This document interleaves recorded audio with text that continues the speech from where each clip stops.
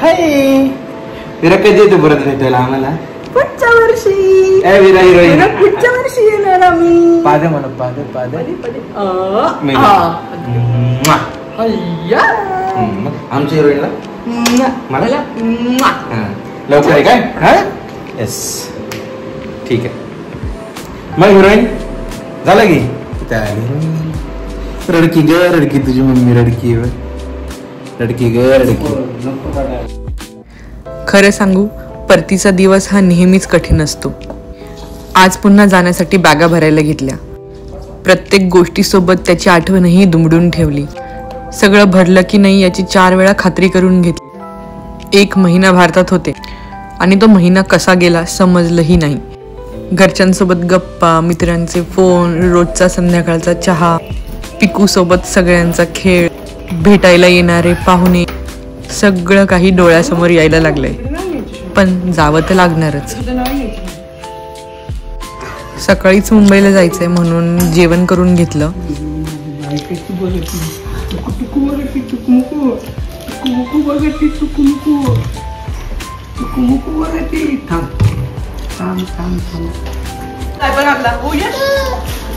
बाबा बाबा बाबाकडे, बाबाला घ्या, बाबा घ्या घ्या बाबा. आवरा टपकन काय राहिले ते बघ. तुषार ऑलरेडी कॅनडाला गेलाय आणि आता आम्ही फक्त तिघीच जाणार आहोत, मी, आई आणि पिकू. पुण्याहून आधी मुंबईला जाणार. 1 रात्र आम्ही माझ्या सासरी राहणार आहोत आणि मग तिथून दुसऱ्या दिवशी आमची फ्लाईट आहे कॅनडाला.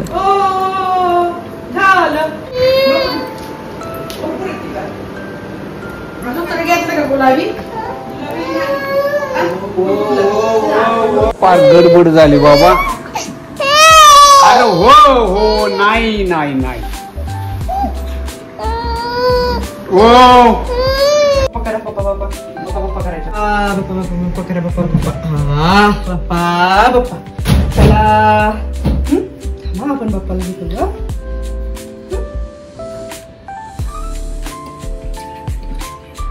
पप्पा पप्पा या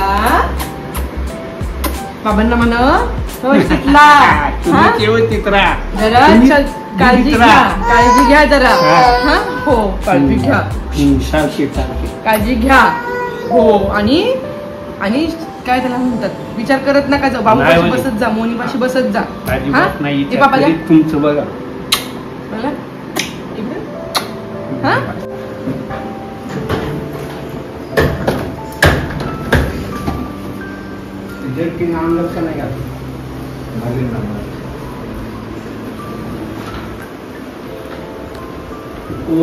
हाय हाय हाय हाय हाय हाय हाय को हाय.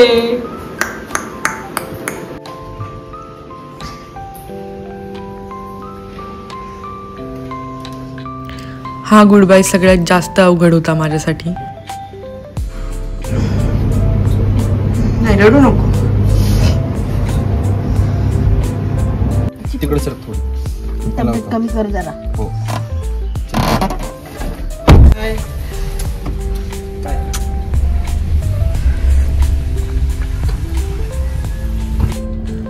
आता आम्ही निघालोय मुंबईला.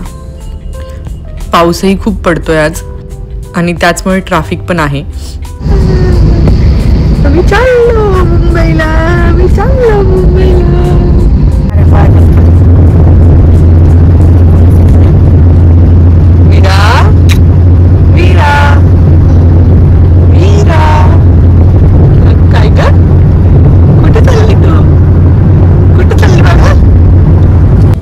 पिकू सोबत कारमध्ये प्रवास करणं थोडं अवघड होत चाललंय, कारण ती आता खूप ॲक्टिव्ह झाली आहे आणि एका जागी काही राहत नाही. पण तिला बाहेरचा निसर्ग आणि गाड्या दाखवत दाखवत आम्ही हा प्रवास कसा बसा पूर्ण केला. हे असे पावसाळ्याचे दृश्य ना कॅनडात पाहायलाच नाही मिळत, कारण तिकडे खूप कमी पाऊस पडतो.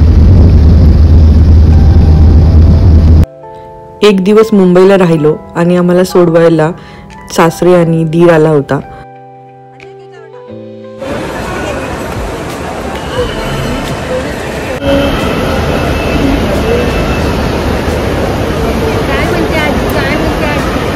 काय म्हणते बाबा, काय म्हणते?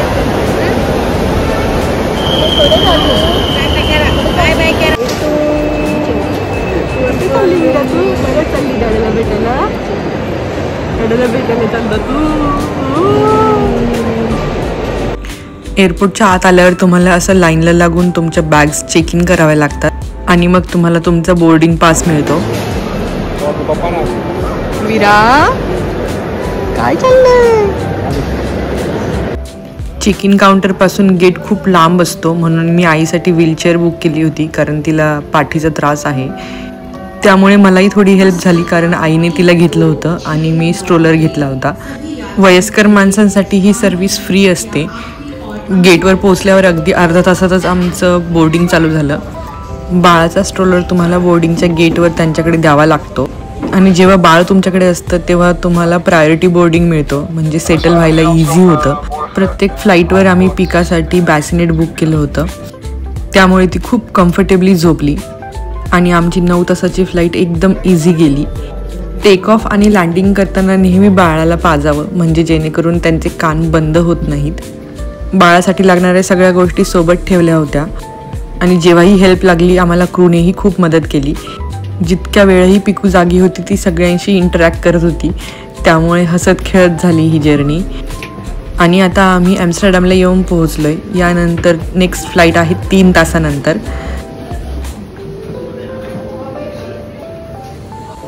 ॲम्स्टरडॅमला आल्यावरही आम्हाला व्हीलचेअर मिळाली आणि तिने आम्हाला गेटपर्यंत नेऊन सोडलं. इथेही परत सिक्युरिटी चेक होणार होता. पिकू आपली शांत स्ट्रोलरमध्ये खेळत होती. खरं सांगू 6 महिन्याच्या बाळाला घेऊन इंटरनॅशनली प्रवास करणं म्हणजे एक खरंच ॲडव्हेंचर असतो. सिक्युरिटी चेक झाल्यावरती आम्ही मस्त कॉफी घेतली, एक रॅप घेतला आणि बसून मस्तपैकी तो एन्जॉय केला. थोडं एअरपोर्ट फिरलो, आईचे काही फोटोज व्हिडिओज काढले, आईला आणि पिकूला वेगवेगळे प्लेन्स दाखवले आणि फ्रेश होऊन येऊन बसलो गेटला.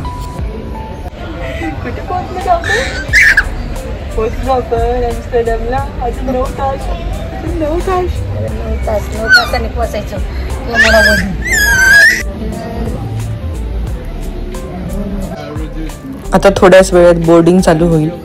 सोबत बेबी असल्याचा हा एक फायदा आहे की प्रायोरिटी बोर्डिंग मिळतं सगळीकडे.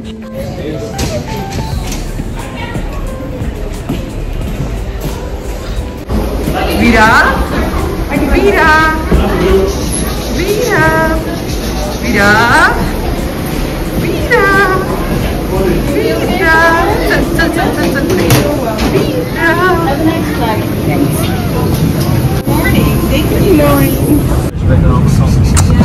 आम्हीच पहिले आहोत फ्लाईट बोर्ड करायला. चला चला चला चला चला चला चला चला चला चला चला. आता आपण कुठे चाललोय? आयुष्याला म्हणून काय झालं?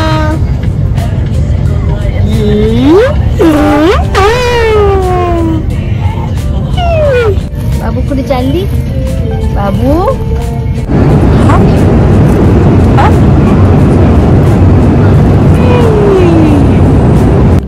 बॅसिनेट सीट्सचे 2 फायदे असतात. एक तर तुम्हाला बॅसिनेट मिळतं आणि पॅसेंजरलाही लेग स्पेस खूप असते आणि लांब फ्लाईट्सला खरंच हे खूप उपयोगी पडतं.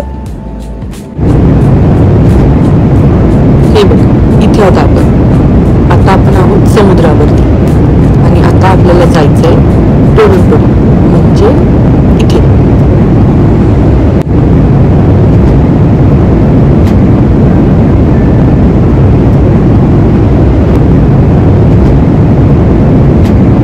हे आहे टोरंटो.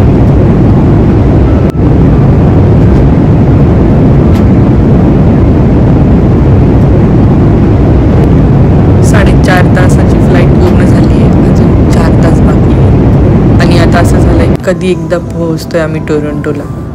आणि अजून एक सांगेन की बाळाची वेगवेगळ्या प्रकारची खूप सारी खेळणी सोबत ठेवा, कारण ते एका गोष्टीला लगेच बोर होतात आणि त्यांना नवीन गोष्ट हवी असते.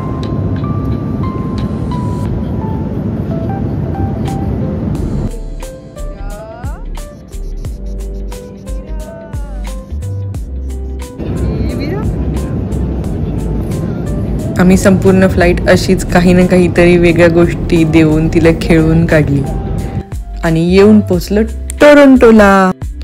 पण हो, परदेशात राहणं सोपं नाही, आणि विशेषतः जेव्हा तुम्हाला मूल होतं. कारण आपलं घर म्हणजे माणसांची ऊब, आणि त्याची परदेशात राहून खूप आठवण येते. उतरल्यावरती पटकन इमिग्रेशन करून घेतलं, बॅगसाठी पोर्टर केलं होतं, आणि बाहेर तुषार येऊन थांबलाच होता, कारण त्याला त्याच्या परीला भेटायची खूप घाई झाली होती.